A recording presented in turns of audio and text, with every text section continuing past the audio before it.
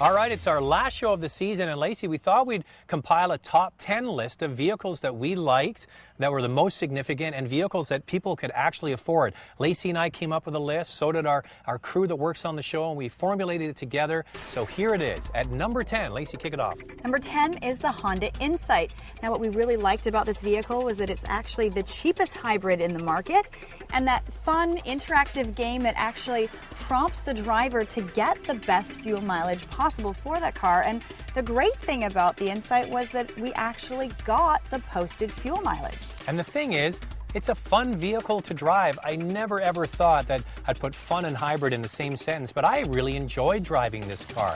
Now, the biggest knock against it, and it probably would have gone higher up our list, is it doesn't look like anything other than the Prius. Come on, Honda, you could have tried a little bit harder. So, how about number 9, Zach?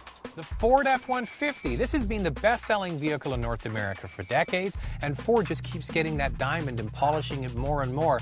It's so refined on the inside, it's like a luxury car. The fit and finish of the materials, the features that are in there, like Bluetooth connectivity, the sync system that they have, comfortable seats. It really is a well-executed pickup truck. And I really liked some of the conveniences that they added with that little tuck-in side step to make it easier to load items in and out of the side of the truck, as well as that little folding ladder off the back tailgate. I mean, what a great idea. I don't know why nobody else thought of that sooner. It's so simple, it's genius. Now, they don't have a V6 this year, which some people might not like, but Ford is introducing their EcoBoost, which will be a turbocharged V6 coming soon. Now, number 8. The Volkswagen Jetta TDI. Now, a lot of people don't realize there are new diesel standards for emissions, and the German manufacturers have a brand new breed of diesels that have ultra-low emissions, and they use less fuel and then get great mileage. Now, we've chosen the most inexpensive car to represent these new clean diesels, and that's the Jetta. Prices are in the mid-20s, and it offers great economy, and it really doesn't feel like you're driving a diesel. No, not at all. I mean, that was the one thing that just blew me away. I had expectations of what the diesel vehicles used to be like, and they sure have changed. At number 7, we've got the Infiniti FX. This is just a beautiful vehicle to drive. On our test, we had the FX50 with the V8, but Infiniti makes amazing 6 cylinders. What we loved about this car is there's a sports car in this crossover trying to get out. It's got a beautiful engine. The transmission works with the engine. Boom, boom, boom. The shifts are so perfect. You want it to go somewhere, you point it, and it goes there. A beautiful driving vehicle. And it's got some neat gadgets too, with the cameras that allow you to see all around the vehicle. And the interior, the fit and finish, it's beautiful and delicious. I have to be honest though, I wasn't quite sold on the styling.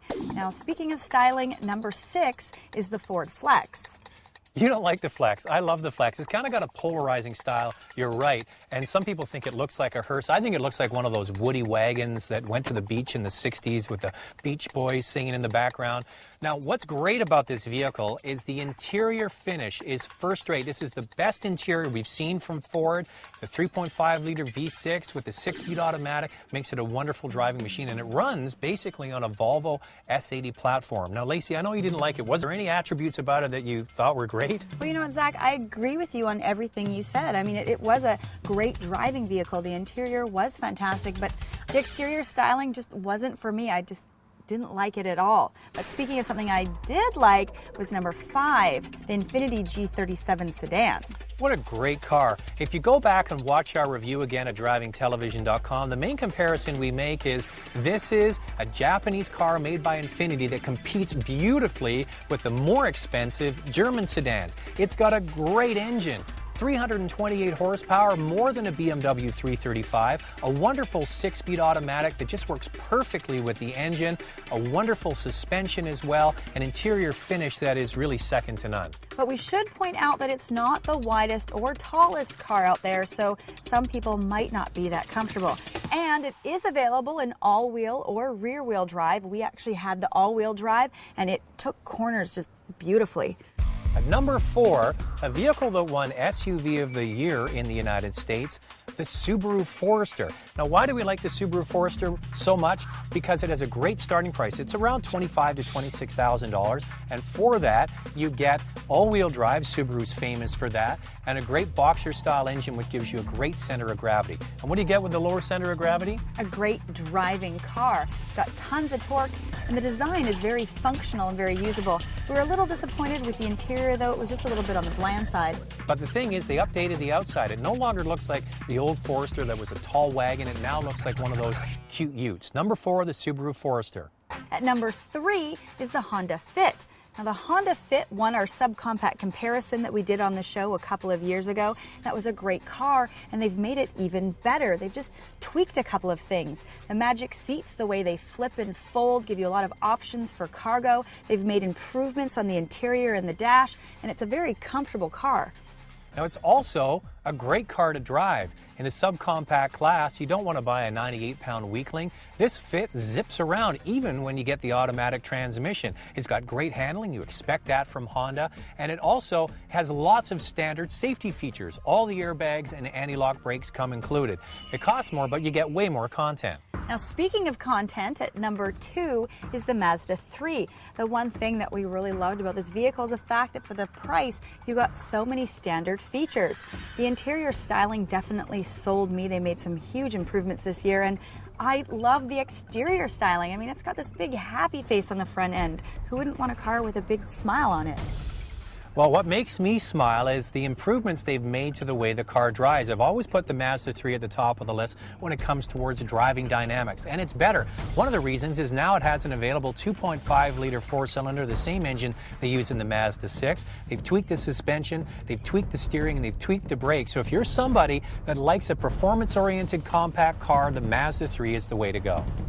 Before we get to our number 1 car, we should let you know that it's a handsome-looking vehicle, beautifully finished on the inside, luxurious, powerful, yet inexpensive. Lacey, what is it? Number 1 is the Hyundai Genesis. Now, Zach, I have to be honest, I think the reason that I chose this car for number 1 was because of all the commercials, all the hype, all of the press releases that we got from Hyundai that they were going to deliver this amazing, luxurious vehicle. I didn't think they'd be able to pull it off, but they did. It really is a beautiful car. 2 things for me. The interior execution. If you took the big H off the steering wheel and put a big L there for Lexus, it's on par with that vehicle. Just beautifully done. And the drive of the vehicle, it isn't a mushy, roly-poly car. It's actually got some responsiveness back to the driver. And our test car, I think it was like 43 grand. If you splash out for the V8, it's not that much more. So a beautifully executed car at a fraction of the cost. Zach, my question is, though, did you ever think you would have a Hyundai as your number 1 car? Well, we're not alone. Many media outlets and magazines have chosen it for their car of the year, so we're in good company. Congratulations.